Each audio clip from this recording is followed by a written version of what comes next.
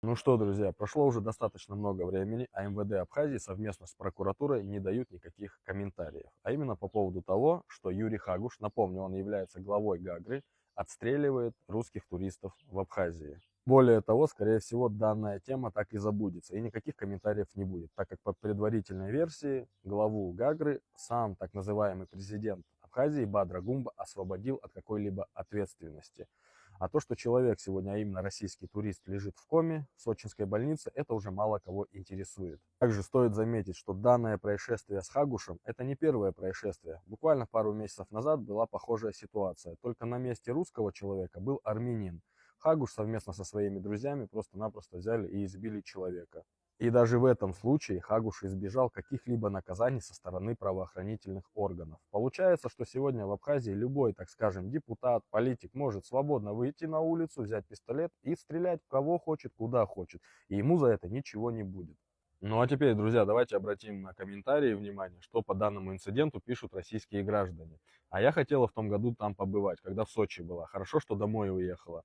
Абхазия разочаровала, больше не поедем. Я в Грузию лучше поеду. Ездил летом, колеса прокололи, номера открутили. Вы правы, в Абхазии много тех, кто хочет обмануть туристов, и нету чувства безопасности. Отдайте лучше грузинам, они наведут порядок в Абхазии. Да, была один раз в Пицунде и разочаровалась. Грязь, мусор, коровы пасутся прямо на улице, сидят как собака на сене. Зато фермы майнинговые, как грибы. 15 лет назад было спокойно, меня просто ограбили. Довольно интересный комментарий. Спокойно, но ограбили. Думали с кентом поехать в Абхазию, но после всех митингов и того, что было, лучше другое место поищем.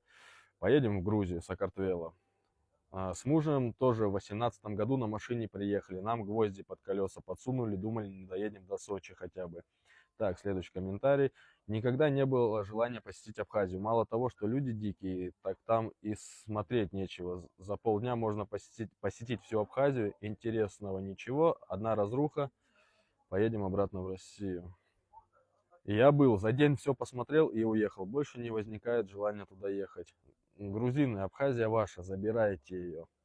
Природа красивая в Абхазии, не поспоришь. Был первый раз в 2018 году и, думаю, последний. Приехал на машине, вернулся на поезде. Угнали.